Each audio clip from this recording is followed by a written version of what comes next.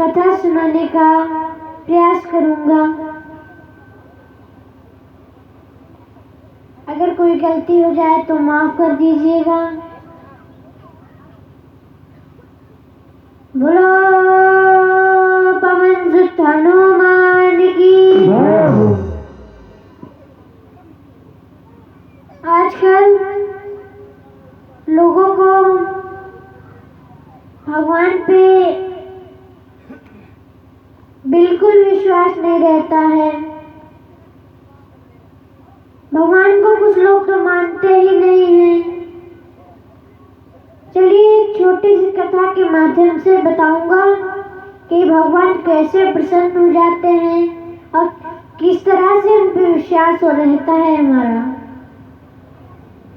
एक बार की बात है, एक व्यक्ति था सद्धू नाम का। सद्धू उसका नाम था।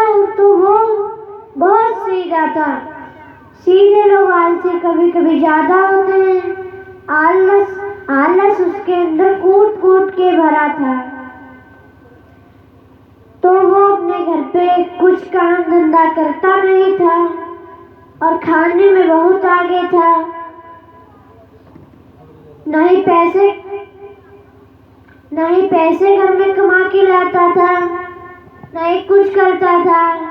अपने भाइयों के पैसे पे ऐश करता था, खाना खाता था, कपड़े पहनता थे अपने भाइयों के पैसों से।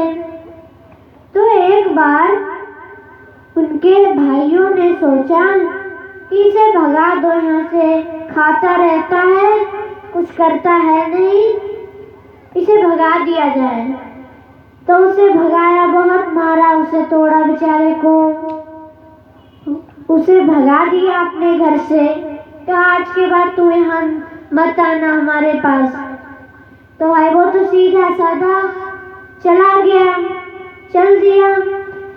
तो वो चला गया, चलता रहा। कुछ दिनों के बाद भूखा प्यासा हरिद्वार पहुंचा। हरिद्वार में उसने क्या देखा कि एक मोड़ थी। तो वहां पे मोड़ के सामने एक बहुत विशाल आश्रम बना था। तो उसने आश्रम देखा।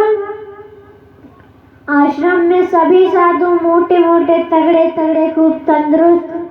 सोचा इन्हें खूब खाने को मिलता होगा, हम भी इन्हीं के साथ चले जाएं, खूब खाएंगे पिएंगे, मौज करेंगे फ्री का। अंदर गया। जो आश्रम में गुरुजी थे, गुरुजी के पास गया। पहले तो गुरुजी से कहा प्रणाम गुरुजी। कहा हाँ बच्चा बोलो, क्या मदद कर सकते हैं।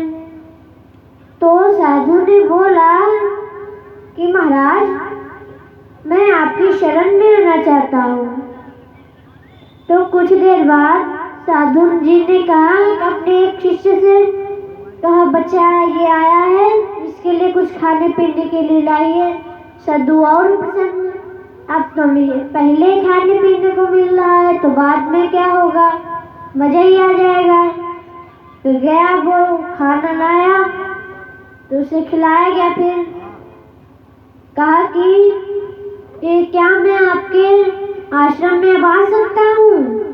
तो गुरुजी ने कहा बेटा हाँ निश्चिंत आइए आप हमारे आश्रम में, पर हमारी कुछ शर्तें हैं। कहा क्या कि सुबह शाम आरती होगी, आरती में श्री राम का नाम लीजिए, आरती करवाइए और 2 टाइम खाना खाइए जितना खा पाए। साधु बोला कि गुरुजी कहा क्या हमारा 2 टाइम खाने में काम नहीं चलेगा। कहा ठीक है तो 4 टाइम खा लेने। कहा ठीक है गुरुजी हम 4 टाइम खा लेंगे। तो भाई उसने वो गया अंदर। कुछ दिनों तक उसने, अब जो वो चला गया गुरुजी के पास, अपने गुरुजी के साथ रहने लगा आश्रम में। उसने सोचा अब तो हमें खूब खाने पीने को मिलेगा। कोई काम भी नहीं करना पड़ेगा। वो रहने लगा आश्रम में, रोज श्री राम की आरती में सम्मिलित हो जाता और खूब खाना खाता और सोता रहता। फिर उठ जाता सुबह, खाना आरती करी, खाना खाया, फिर सो गया, आरती करी, खाना खाया, सो गया।